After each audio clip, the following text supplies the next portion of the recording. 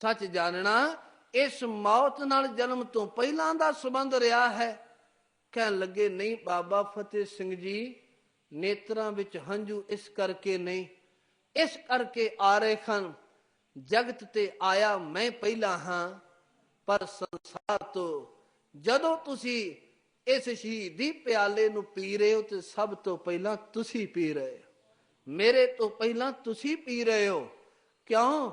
तुहाडी उम्र छोटी है, उम्र मुताबिक कद छोटा है, मेरी उम्र तुहाडे तो वड्डी है, मेरी साह रग तक इट बाद विच पहुंचनी है ते तुहाडी साह रग तक इट कुछ पलां विच पहुंच रही है। गुरु के सवारियो ते बाबा फतेह सिंह ने क्या कह लगे, चले हाँ ना फतेह सिंह है, फतेह सब दी करके जावांगे। गुरु के सवारियो इन्ने चिर बाद एक सज्जन गुरबाणी दी रोशनी तो कहंदे एक सज्जन आया, उसने कुछ अजीब गल्लां कहियां। साध संगत ते बाबा फतेह सिंह साहब कहंदे बाबा जोरावर सिंह जी ये की कहंदे हन? कह लगी ये कहंदे खन इन्हां बच्चियां नूं खत्म कर दिता जाए, इन्हां बच्चियां नूं नेस्तो नबूद कर दिता जाए। बाबा फतेह सिंह मुस्कुराए, एक गल आखी वीर जी ये किन्नियां नगुणियां गल्लां करदे ने। पिता जी कथा सुनाया करदे सन आनंदपुर साहब दी पवित्र धरती ते ये शब्द आम कहंदे सन, ना ओह मरता ना हम डरिया, ना ओ बिनसे ना हम कड़िया। ना आत्मा कदी मरद है, ना आत्मा नू कदी मौत है, ना आत्मा नू कदी कोई शस्त्र कट सकदा है। कह लगे जिस आत्मा नू शस्त्र नहीं कट सकदा, जिस आत्मा नू कोई मार नहीं सकदा, भला ये सानू किवें मारनगे? असी शरीर नहीं, शरीर तां अज है कल नू चला जाएगा, अज है कल नू चला जाएगा। कह लगे लोग लंबियां उमरां भोग के भी आखिर काल दे मुंह विच जा डिगदे हैं। वीर जी सतगुरु पवित्र बाणी विच बचन कहंदे खन कि दिन ते पहर, पहर ते घरियां आव कटै तन शीजै, काल अहेरी फिरै बदक जो कहो कवन बिद कीजै। सो दिन आवन लागा माद पिता भाई सुध बनता कहो कऊ है कांका। कह लगे वीर जी सतगुरु ता बाणी विच बचन कहंदे कबीर गर्भ ना कीजिए, देखी देख सुरंग, आज काल तज जाओगे ज्यों कांचरी पोयंग। कह लगे सतगुरु ता बाणी विच ए बचन कहंदे खन भी ऐ सजना ध्यान नहीं, तू काखे गर्भै बाबली, जैसे भादों खूंब राज तू तिस ते खरी उतावली। सतगुरु ते बाणी विच ए बचन कहंदे हन, ना देव दानवा नरा, ना सिद्ध साधका धरा, आ सत एक दिगर कोई, एक तुई एक तुई। कह लगे वीर जी पिताजी तां ए बचन आम पढ़िया करदे सन, दुनिया तो बड़े बड़े चले गए, इस संसार ते जिन्हां दियां महल माड़ियां सन ओ भी चले गए। वीर अपार बड़े बरियार, अब चारै सार की धार पछैया, तोरत देश मलिंद मुवासन माते गजान के मान मलैया। गाड़े गढ़ान को तोड़न हार, सो बातन ही चक चार लवैया। साहिब श्री सबको सरनायक जाचक अनेक सो एक दवैया। कह लगे ना सवैया विच ओ ये भी बचन कहंदे ने भाई देखो अंत को नांगे की पाए पधारे। जेड़े बड़े बड़े सन, बड़े बड़े सूरमे बादशाह लोग, अंत वेले उन्हां नूं संसार तो जाना पिया है। पिता जी तां कहंदे खन मोदनी मुदार केते, असनी कुमार केते, अंशावतार केते, काल बस भय है। वड्डे वड्डे इस काल दे गरास बन गए। भला शरीर दा ते सुभाई ए है, इन्हें तां आखिर समा पा के जाना ही है। कह लगे आत्मा नूं कौन मार सकदा है? एक कला शरीर वेंदे खन, इन्हां नूं शरीर तो अगे खुर कुछ नहीं सुझदा है। साध संगत जीओ खैर ए प्यार भरे बोल बाबा फतेह सिंह साहब ਉਸ ਵੇਲੇ ਸੁਣਾ ਰਹੇ ਸਨ। ਵੇਂਦਿਆਂ ਵੇਂਦਿਆਂ ਗੁਰੂ ਕੇ ਸਵਾਰਿਓ ਇਤਿਹਾਸ ਦੇ ਬੋਲ ਨੇ, ਉਹਨਾਂ ਨੇ ਜਿਹੜੇ ਸ਼ਬਦ ਕਹਿ, ਅੱਲਾ ਯਾਰ ਖਾ ਜੋਗੀ ਕਹਿੰਦਾ ਹੈ, ਕਹਿ ਲਗੇ ਹਮ ਆਪਣੀ ਜਾਨ ਦੇ ਕੇ ਔਰੇ ਕੀ ਜਾਨੇ ਬਚਾ ਚਲੇ। ਧੰਨ ਗੁਰੂ ਨਾਨਕ ਸਾਹਿਬ ਸੱਚੇ ਪਾਤਸ਼ਾਹ ਜੀ ਦੇ ਘਰ ਦਾ ਇਹ ਬਗੀਚਾ ਹੈ। ਇਸ ਬਗੀਚੇ ਨੂੰ ਲੋਕੀ ਬਾਗ ਤੇ ਬਗੀਚਿਆਂ ਨੂੰ ਪਾਣੀ ਪਾਉਂਦੇ ਨੇ, ਪਰ ਦੁਨੀਆ ਦੇ ਲੋਕੋ ਅਸੀਂ ਇਸ ਸਿੱਖੀ ਦੇ ਬੂਟੇ ਨੂੰ ਆਪਣਾ ਖੂਨ ਪਾ ਕੇ ਜਾ ਰਹੇ ਹਾਂ। ਕਹਿਣ ਲੱਗੇ ਇਸ ਬਾਗ ਨੂੰ ਖੂਨ ਨਾਲ ਸਿੰਜ ਕੇ ਜਾ ਰਹੇ ਹਾਂ। ਨਾਨਕ ਕਾ ਬਾਗ ਖੂਨੀ ਖੂਨ ਦੇ ਨਾਲ ਸਿੰਜ ਕੇ ਜਾ ਰਹੇ ਹਾਂ। ਕਹਿੰਦੇ ਪਿਆਰ ਨਾਲ ਇਹ ਸ਼ਬਦ ਕਹਿ ਤੇ ਵਾਕਿਆ ਹੀ ਗੁਰੂ ਕੇ ਸਵਾਰੇ ਉਹਨਾਂ ਨੇ ਕਹਿ ਦਿੱਤਾ, ਗੱਦੀ ਔਰ ਤਖਤ ਅਬ ਕੌਣ ਪਾਏਗੀ। ਅਸੀਂ ਤੇ ਚੱਲੇ ਆ, ਪਰ ਉਹ ਕੁਝ ਕਰਕੇ ਚੱਲੇ ਆ, ਆਉਣ ਵਾਲੀਆਂ ਪੀੜ੍ਹੀਆਂ ਪ੍ਰੇਰਨਾ ਇੱਥੋਂ ਲੈਣਗੀਆਂ। ਗੱਦੀ ਔਰ ਤਖਤ ਅਬ ਕੌਮ ਪਾਏਗੀ। ਕਹਿਣ ਲੱਗੇ ਇਹ ਸਭ ਕੁਝ ਕੌਮ ਦੀ ਬਦੌਲਤ ਕੀਤਾ ਹੈ। ਤੇ ਗੁਰੂ ਕੇ ਸਵਾਰਿਓ ਇੰਨੀਆਂ ਮਹਾਨ ਕਹਿੰਦੇ ਕੰਨ ਦਾ ਹੋਰ ਵਾਰ ਉੱਤੇ ਹੋਇਆ ਤੇ ਅੱਲਾ ਯਾਰ ਖਾ ਜੋਗੀ ਕਹਿੰਦਾ, ਕਹਿ ਲੱਗਾ ਠੋਡੀ ਤੱਕ ਈਂਟੇ ਚਿੰਦੀ ਗਈ, मुंह तक आ गई, बीणी को ढांपते ही वो आंखों पे छा गई। कह लगे लखते जिगर गोबिंद के वो दोनों छपा गई। साहब गुरु गोबिंद सिंह सच्चे पातशाह महाराज जी दे लखते जिगर दोवें फरजंद दोवें साहबजादे इस सरहद दी नींव दे अंदर प्रवेश कर गए। सात संगत कंध ने दुआं नूं छपा लिया। ठोडी तक ईंटे चिन्हदी गई, मुंह तक आ गई। कह लगे बीनी को ढांपते ही वो आंखों पे छा गई, लखते जिगर गोबिंद के वो दोनों छपा गई। ते वो कहता है जोगी जी इसके बाद हुई थोड़ी देर थी, बस्ती सरहंद शहर की ईंटों का ढेर थी। साध संगत कह लगे दुआ उस कंध विच दोवें साहबजादे छपा ले गए। कंध डिगी, दोवां साहबजादे शहीदी जाम पी गए। गुरु के सवारियो माता गुजरी जी नूं पता चलिया, अरदास कीती मेरे मालक तेरी बड़ी बड़ी रहमत होई, तेरी बड़ी बड़ी बख्शिश होई। ये सिक्खी केसां ते सवासां नाल निभ गई, सिक्खी केसां ते सवासां नाल निभ गई। गुरु के सवारियो हकूमत ने उन्हां नूं भी शहीद कर दिता। 3 शहीदियां होईयां। ते देखियो प्यारियो अज जिन्हां दा आपां जिक्र करदे आ, इन्हां शहीदियां दी बदौलत है। आखदे ने जो कुछ असी अज आनंद माणदे आ, सुख माणदे आ, इन्हां महान पुरुषां दी बदौलत है। गुरु के सवारियो कहंदे ने 3 शरीर पए ने। एक सज्जन जिस दा नां टोडर मल है, उन्हें वेखिया ये बड़ा सितम होया है, बहुत भारी जुल्म होया है। छोटियां उमरां, वड्डे साके, बजुर्ग दादी नूं शहीद। ते एक बारी उसने हौका लैके कह दिता इन्हां शरीरां नूं संभालना, इन्हां दी अंतम क्रिया करनी ये जरूरी है। मन ने आखिया टोडर मल तेरे नाल कौन लगणगे। मन दी दूजी परत विचों आवाज आई टोडर मल ਜਾਂਦਿਆਂ इस महान शरीरां दी सेवा कर लै, तेरे जीवन दा भी भला हो जाएगा।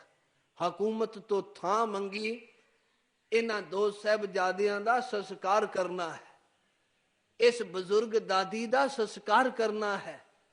ते हकूमत ने शर्त ला दिते टोडर मल इन्हां दे संस्कार कर लई भी थां उस तरह नहीं मिल सकदी। हाँ जे कोई मोहरा टेढ़ियां रख के जिन्नियां मोहरा टेढ़ियां रखे थां ले सकदा है। टोडर मल दे मन ने आखिया हो मना माया ने केड़ा नाल निभना है, तेनू बड़ी मेरे मालक ने माया दिती है। रख दे टेढ़ा मोहरा टेढ़ियां थां लई लैके थां गुरु के सवारे दुआं साहबजादियां दे पवित्र शरीरां नूं चुकिया। माता गुजरी जी दे मुबारक शरीर नूं चुकिया। प्यार नाल साध संगत जिस जगह ते अज पवित्र अस्थान ਗੁਰਦੁਆਰਾ ਜੋਤੀ ਸਰੂਪ ਮੌਜੂਦ ਹੈ। ਉਸ ਧਰਤੀ ਤੇ ਆਖਦੇ ਨੇ ਉਹ ਸੱਜਣ ਲੈ ਗਿਆ। ਦੋਵਾਂ ਸਰੀਰਾਂ ਦਾ ਸੰਸਕਾਰ ਕੀਤਾ ਸਾਹਿਬਜ਼ਾਦਿਆਂ ਦਾ। ਗੁਰੂ ਕੇ ਸਵਾਰਿਓ ਦਾਦੀ ਨੂੰ ਆਪਣੇ ਹੱਥਾਂ ਨਾਲ ਅਗਨ ਵਿਖਾਈ, ਕਹਿ ਦਿੱਤਾ, ਦਾਦੀ ਮੈਂ ਅੱਜ ਤੇਰੇ ਪੁੱਤਰ ਵਾਲੀ ਮਰਿਆਦਾ ਮੈਂ ਅਦਾ ਕਰਦਾ। ਗੁਰੂ ਕੇ ਸਵਾਰਿਓ ਤਿੰਨਾਂ ਸਰੀਰਾਂ ਦਾ ਕੀਤਾ ਸੰਸਕਾਰ। ਅਰਦਾਸ ਉਸ ਟੋਡਰ ਮੱਲ ਨੇ ਕੀਤੀ, ਮੇਰੇ ਮਾਲਕ ਜੋ ਮੇਰੇ ਤੋਂ ਹੋ ਸਕਿਆ ਮੈਂ ਕਰ ਸਕਿਆ, ਮੇਰੇ ਵਿੱਚ ਜਿੰਨੀ ਸਮਰੱਥਾ ਸੀ ਮੈਂ ਕਰ ਸਕਿਆ। ਬੜਾ ਜ਼ੁਲਮ ਹੋਇਆ। ਗੁਰੂ ਕੇ ਸਵਾਰਿਓ ਟੋਡਰ ਮੱਲ ਆਪਣੇ ਅੰਦਰ ਦੇ ਇਸ ਦੁੱਖ ਨੂੰ ਲੈ ਕੇ ਉਸ ਧਰਤੀ ਤੋਂ ਚਲਾ ਗਿਆ। ਖਿਆਲ ਕਰਨਾ ਇਹਨਾਂ ਮਹਾਨ ਪੁਰਸ਼ਾਂ ਦੀ ਇਹ ਸ਼ਹੀਦੀ ਹੋਏ। ਸਤਿਗੁਰੂ ਕੇ ਪਿਆਰਿਓ ਮੈਥਰੀ ਸ਼ਰਨ ਗੁਪਤ ਨੇ ਬੜੇ ਪਿਆਰੇ ਵਧੀਆ ਸ਼ਬਦ ਲਿਖੇ। ਕਹਿਣ ਲੱਗਾ ਵੱਡੀਆਂ ਉਮਰਾਂ ਵਾਲੇ ਅੱਜ ਤੱਕ ਸ਼ਹੀਦ ਮਿਲਦੇ ਨੇ। ਹਸਨ ਤੇ ਹੁਸੈਨ ਹੋਏ ਸ਼ਹੀਦ। ਲੋਕਾਂ ਨੇ ਆਖਿਆ ਇਹ ਸ਼ਹੀਦ ਹੋਏ ਨੇ। ਇਸਲਾਮ ਦੇ ਸਭ ਤੋਂ ਪ੍ਰਸਿੱਧ ਸ਼ਹੀਦ ਨੇ ਜੋ ਕਰਬਲਾ ਦੇ ਮੈਦਾਨ ਵਿੱਚ ਹੋਏ। ਕਹਿਣ ਲੱਗੇ ਪਰ ਇਹ ਵੀ ਜਵਾਨੀ ਵਾਲੇ ਸਨ, ਇਹ ਵੀ ਜਵਾਨ ਸਰ ਹਸਨ ਤੇ ਹੁਸੈਨ। ਕਹਿਣ ਲੱਗੇ ਪਰ ਬਾਬਾ ਫਤਿਹ ਸਿੰਘ ਸਾਹਿਬ ਤੇ ਬਾਬਾ ਜੋਰਾਵਰ ਸਿੰਘ ਦੀ ਸ਼ਹੀਦੀ ਨੇ ਉਦੋਂ ਵੀ ਕਈ ਕਦਮ ਅੱਗੇ ਕਦਮ ਰੱਖ ਲੈ। ਇਹ ਤਾਂ ਛੋਟੀ ਉਮਰਾਂ ਦੇ ਸ਼ਹੀਦ ਹਨ, ਇਹ ਜਵਾਨ ਨਹੀਂ ਹਨ, ਬਜ਼ੁਰਗ ਨਹੀਂ ਹਨ, ਇਹ ਤਾਂ ਛੋਟੀ ਉਮਰਾਂ ਦੇ ਸ਼ਹੀਦ ਹਨ।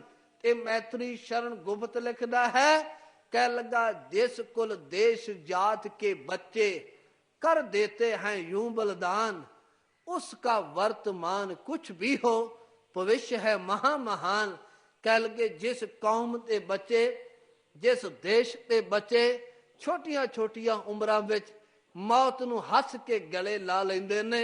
कहंदे मैं ये नहीं कहंदा वर्तमान उस कौम दा की है, पर एक गल दावे नाल कह देना वा उस कौम दा भविख बहुत उजला है। गुरु के सवारियो ਉਹਨਾਂ ਦੀ ਸ਼ਹੀਦੇ ਔਰ ਧੰਨ ਹਨ ਗੁਰੂ ਗੋਬਿੰਦ ਸਿੰਘ ਸੱਚੇ ਪਾਤਸ਼ਾਹ ਮਹਾਰਾਜ ਜਿਨ੍ਹਾਂ ਨੇ ਕਿਰਪਾ ਕੀਤੀ ਬਖਸ਼ਿਸ਼ ਕੀਤੇ। ਇਹਨਾਂ ਦੋ ਸ਼ਹੀਦਾਂ ਨੂੰ ਤਾਂ ਆਪਣੇ ਸਾਹਮਣੇ ਵੇਖਿਆ ਸੀ ਸ਼ਹੀਦ ਹੁੰਦਿਆਂ, ਦੋ ਸਾਹਿਬਜ਼ਾਦਿਆਂ ਨੂੰ। ਦੋ ਦੀ ਖਬਰ ਮਾਹੀ ਰਾਹੀਂ ਧੰਨ ਗੁਰੂ ਗੋਬਿੰਦ ਸਿੰਘ ਸੱਚੇ ਪਾਤਸ਼ਾਹ ਨੂੰ ਮਿਲੇ। ਪਰ ਦੇਖੋ ਦ੍ਰਿੜ ਇਰਾਦਾ ਹੈ, कैसे उस परमेश्वर वाहिगुरु जी दे नाल एक हन, परवाह नहीं है, रब नाल प्यार उसे तरह ही बनया है। साध संगत किसे सियाणे दे शब्द हन, खुशी नाल कुर्बानियां देन चले, जोड़ी इस पासे जोड़ी उस पासे, उस वेले सरकार नूं खिच है सी, थोड़ी इस पासे थोड़ी उस पासे। कहने लगे ये कोई भी आख नहीं सकता से, जोड़ी इस पासे तोड़ी उस पासे। कह लगे चारे लाल गोबिंद ने वार के ते, जोड़ी इस पासे तोड़ी इस पासे। साध संगत साहब गुरु गोबिंद सिंह सच्चे पातशाह महाराज जी दे ये अहमद कहते। और ख्याल करियो गुरु के सवारियो इन्हां दोवां साहबजादियां दे ते माता गुजरी जी दे इस जगह ते साध संगत शहीदे होए। इन्हां दे संस्कार किए गए। जिस जगह ते ज्योति स्वरूप गुरुद्वारा मौजूद है। साध संगत गरीब नवाज पातशाह महाराज जी दे इन्हां महान पुरुषां इन्हां महान शख्सियतां दी कमाई का ध्यान करके सारे गज के आखो जी सतनाम श्री वाहेगुरु। सतगुरु पातशाह महाराज किरपा कर। गुरु के प्यारिओ ये बाबे खान ये सिख कौम के बाबे खान, इन्हां नूं बाबियां नाल याद किया जाता है। बाबा अजीत सिंह साहब, बाबा जुझार सिंह साहब, बाबा जोरावर सिंह साहब, बाबा फतेह सिंह साहब। गुरु के सवारिओ देखो इन्हां दियां महान शहीदियां अज साडे लई बड़ियां वड्डियां प्रेरणा ने। बेनती करांगा जेड़े छोटे बच्चे अपने केसां नूं कतल करवा लैंदे ने, माइयां बीबियां कदी बाबा फतेह सिंह दी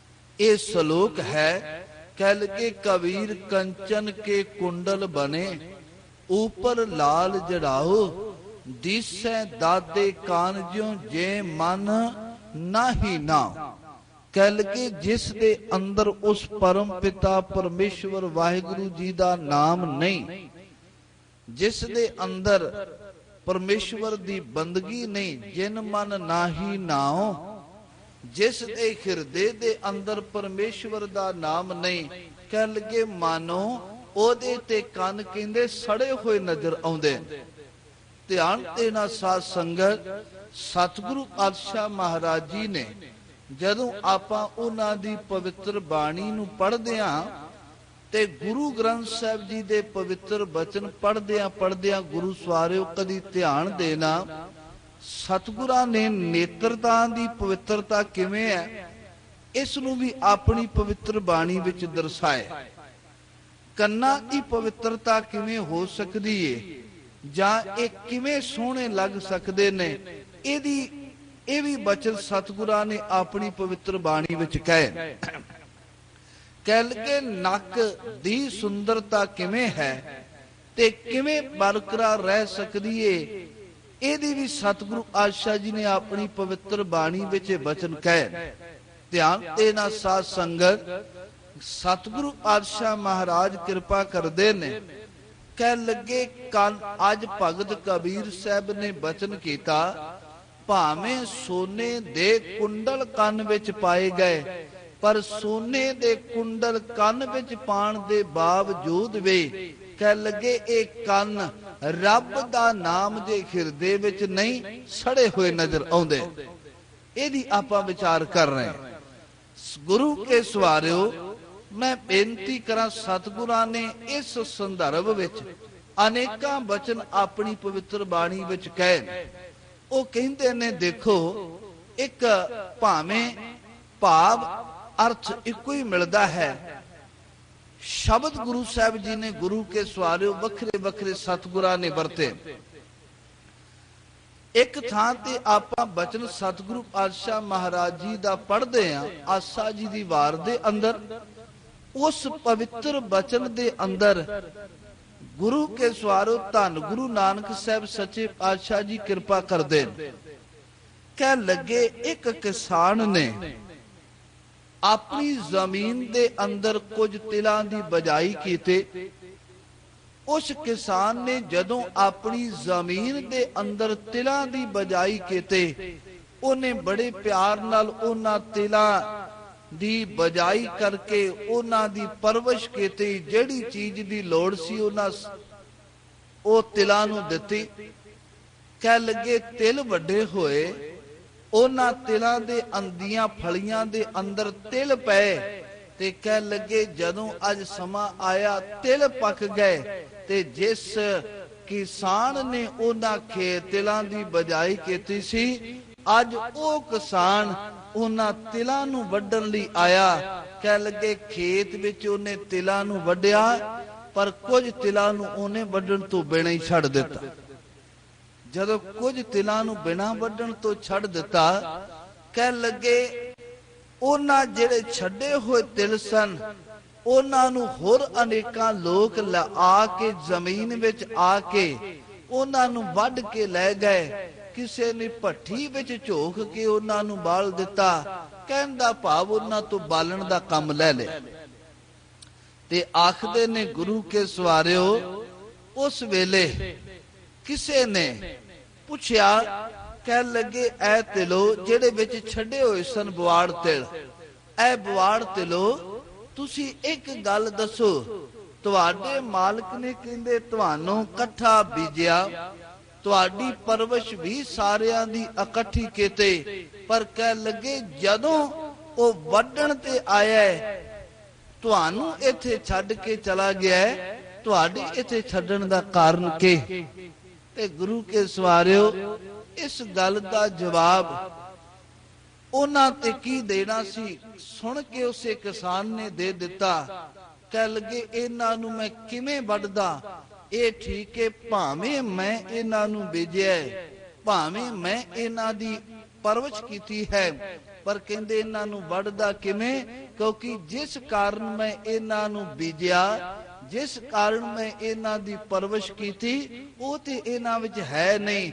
ਕਹਿਣ ਦਾ ਭਾਵ ਇਹਨਾਂ ਤਿਲਾਂ ਦੀਆਂ ਫਲੀਆਂ ਵਿੱਚ ਤਿਲਾਂ ਦੀ ਬਜਾਏ ਸਵਾਹ ਭਰੀ ਹੋਈ ਏ, ਤੇ ਸਵਾਹ ਨੂੰ ਮੈਂ ਆਪਣੇ ਘਰ ਅੰਦਰ ਪ੍ਰਵਾਨ ਕਿਵੇਂ ਕਰਾਂ। ਧਿਆਨ ਤੇ ਸਾਧ ਸੰਗਤ, ਉੱਥੇ ਬੜਾ ਪਿਆਰੀ ਇਹ ਉਦਾਹਰਨ ਹੈ। ਤੇ ਧੰਨ ਗੁਰੂ ਨਾਨਕ ਸਾਹਿਬ ਸੱਚੇ ਪਾਤਸ਼ਾਹ ਮਹਾਰਾਜ ਇਸ ਉਦਾਹਰਨ ਨੂੰ ਦੇ ਕੇ ਇਹ ਗੱਲ ਸਮਝਾਉਂਦੇ ਨੇ।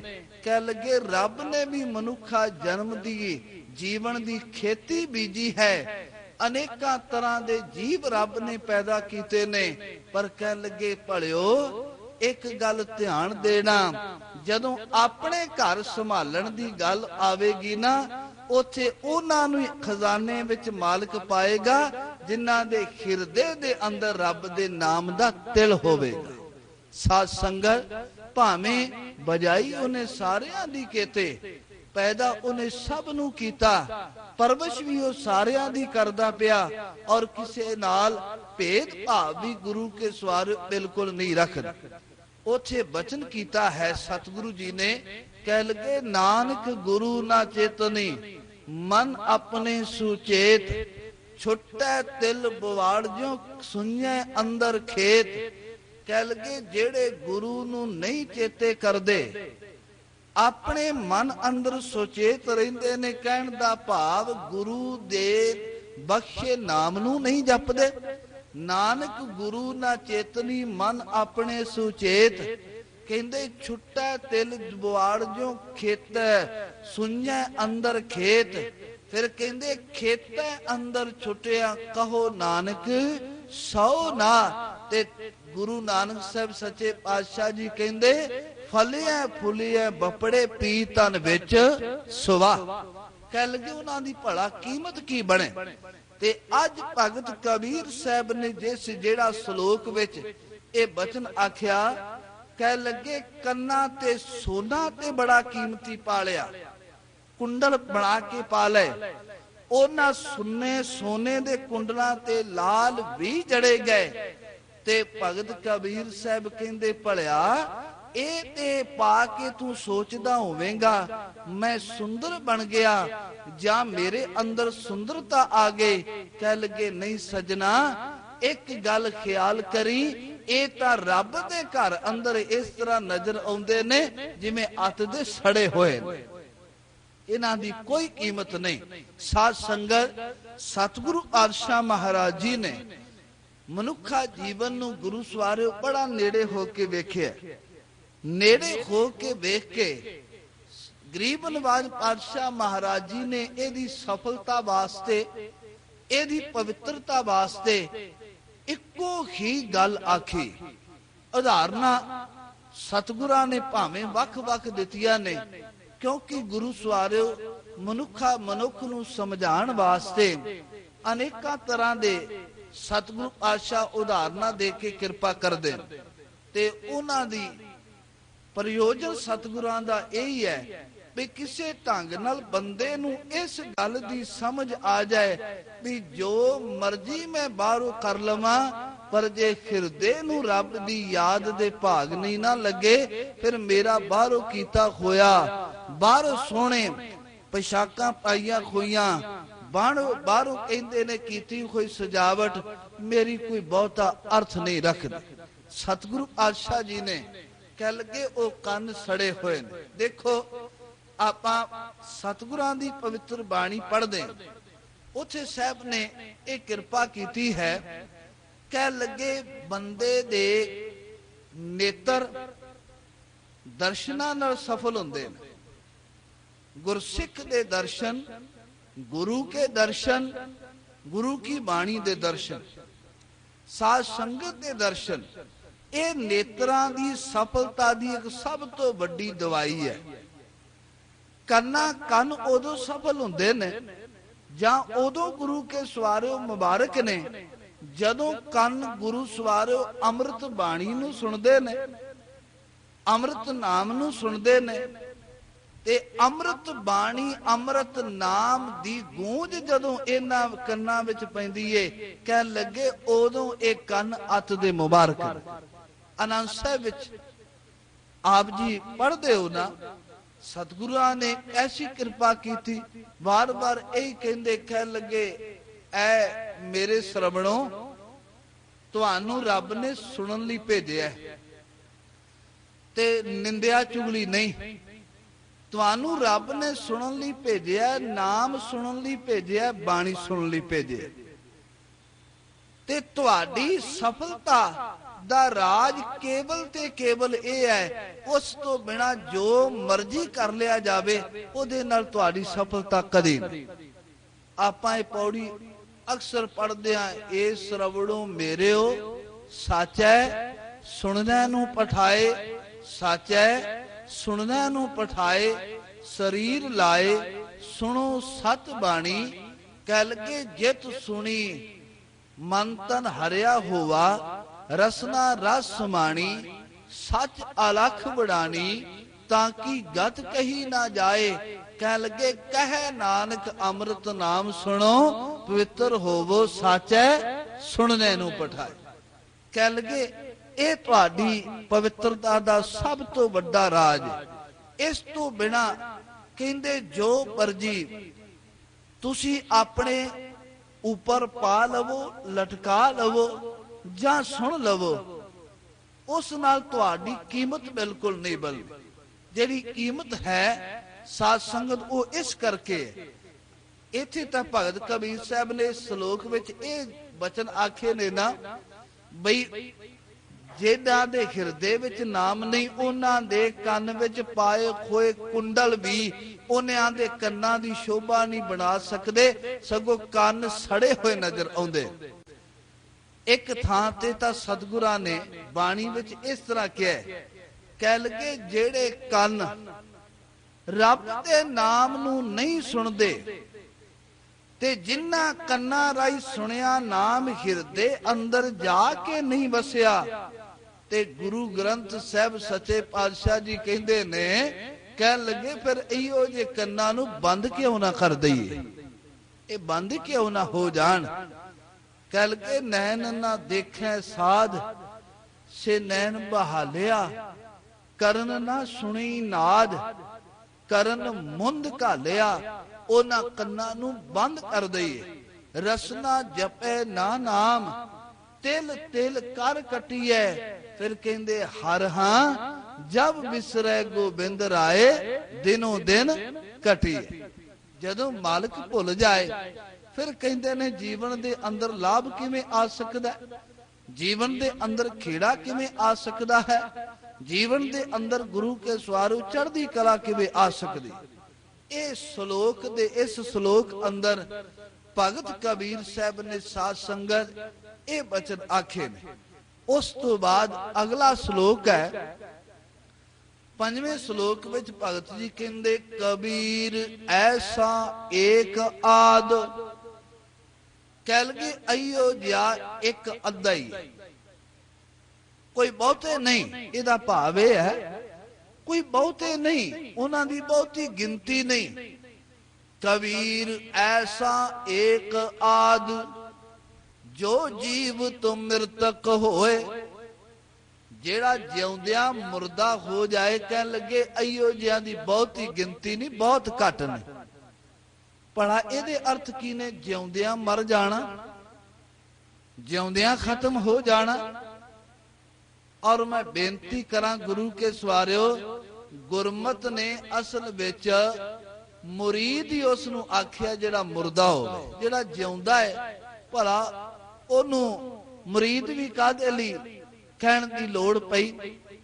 ਕਿਉਂਕਿ ਭਾਈ ਸਾਹਿਬ ਭਾਈ ਗੁਰਦਾਸ ਸਾਹਿਬ ਜੀ ਨੇ ਬਚਨ ਕਹੇ ਨੇ, ਉਹਨਾਂ ਨੇ ਕਿਹਾ ਵੀ ਸਤਿਗੁਰੂ ਜਿਹੜੇ ਨੇ ਉਹ ਇੱਕ ਗੌਰ ਨੇ, ਤੇ ਗੌਰ ਵਿੱਚ ਗੁਰੂ ਕੇ ਸਵਾਰ ਗੌਰ ਕਹਿੰਦੇ ਨੇ ਕਬਰ ਨੂੰ। ਇਸਲਾਮ ਦੇ ਅੰਦਰ ਜਦੋਂ ਕੋਈ ਚੜ੍ਹਾਈ ਕਰ ਜਾਏ ਉਸ ਨੂੰ ਦਫਨ ਕੀਤਾ ਜਾਂਦਾ, ਦੱਬਿਆ ਜਾਂਦਾ। ਭਾਈ ਗੁਰਦਾਸ ਸਾਹਿਬ ਕਹਿੰਦੇ ਨੇ ਬਈ ਗੁਰੂ ਗੌਰ ਹੈ, ਕਬਰ ਹੈ ਗੁਰੂ ਗੋਰੇ ਤੇ ਗੋਰ ਦੇ ਅੰਦਰ ਅੱਜ ਤੱਕ ਸਾਧ ਸੰਗਤ ਕਿਸੇ ਜਿਉਂਦੇ ਨੂੰ ਨਹੀਂ ਪਾਇਆ ਗਿਆ। ਗੋਰ ਦੇ ਅੰਦਰ ਥਾਂ ਜਿਹੜੀ ਏ ਉਹਨੂੰ ਮਿਲਦੀ ਏ ਜਿਹੜਾ ਮੁਰਦਾ ਹੋ ਜਾਏ, ਜਿਹਦੇ ਸਵਾਸ ਨਾ ਚੱਲਣ। ਸਰੀਰਕ ਤੌਰ ਤੇ ਮੈਂ ਪਹਿਲਾਂ ਬੇਨਤੀ ਕਰ ਰਿਹਾ, ਬਾਹਰੀ ਗੌਰ ਦੀ ਗੱਲ, ਜਿਹਦੇ ਬਿਲਕੁਲ ਹਿਲਚੁਲ ਨਾ ਹੋਵੇ, ਕੋਈ ਕਿਰਿਆ ਪ੍ਰਤੀਕਿਰਿਆ ਜਿਹਦੇ ਸਰੀਰ ਤੋਂ ਨਾ ਹੋ ਰਹੀ ਹੋਵੇ, ਜਿਹੜਾ ਸਰੀਰ ਬਿਲਕੁਲ ਗੁਰੂ ਕੇ ਸਵਾਰਿਓ ਇੱਕ ਬਿਨਾ ਜਿੰਦ ਜਾਣ ਤੋਂ ਹੋ ਗਿਆ ਹੋਵੇ, ਫਿਰ ਉਸ ਨੂੰ ਗੌਰ ਦੇ ਅੰਦਰ ਥਾਂ ਮਿਲਦੀ। ਤੇ ਭਾਈ ਗੁਰਦਾਸ ਕਹਿੰਦੇ, ਕਹਿਣ ਲੱਗੇ ਗੁਰੂ ਧੰਨ ਗੁਰੂ ਨਾਨਕ ਸਾਹਿਬ ਸੱਚੇ ਪਾਤਸ਼ਾਹ ਜੀ ਉਹ ਗੌਰ ਹਨ। ਤੇ ਕਹਿਣ ਲੱਗੇ ਉਸ ਗੌਰ ਦੇ ਅੰਦਰ ਸਮਾਨ ਲਈ ਐ ਸਜਣਾ ਇੱਕ ਗੱਲ ਚੇਤੇ ਰੱਖੀ, ਤੈਨੂੰ ਵੀ ਮੁਰਦਾ ਹੋਣਾ ਪਵੇਗਾ। ਤੇ ਉਹ ਮੁਰਦਾ ਕਿਹੜਾ ਭਲਾ? ਉਸ ਮੁਰਦੇ ਦਾ ਜ਼ਿਕਰ ਭਗਤ ਕਬੀਰ ਸਾਹਿਬ ਅੱਜ ਕਰ ਰਹੇ। ਉਹ ਮੁਰਦਾ ਇਹ ਹੈ, ਵਾਸ਼ਨਾਵਾਂ ਵੱਲੋਂ ਮਰ ਜਾਏ। ਉਹ ਮੁਰਦਾ ਇਹ ਹੈ, ਸੰਸਾਰੀ ਲਾਲਸਾਵਾਂ ਵੱਲੋਂ ਮਰ ਜਾਏ। ਇਹ ਨਾ ਆਖੇ ਵੀ ਸੁਖ ਮਿਲੇ, ਹਰ ਵੇਲੇ ਸੁਖ ਦੀ ਤਮੰਨਾ ਰੱਖਣ ਵਾਲਾ, ਹਰ ਵੇਲੇ ਸੁਖ ਦੀ ਇੱਛਾ ਰੱਖਣ ਵਾਲਾ। ਕਹਿ ਲਗੇ ਉਹ ਮੁਰਦਾ ਨਹੀਂ ਹੋਇਆ।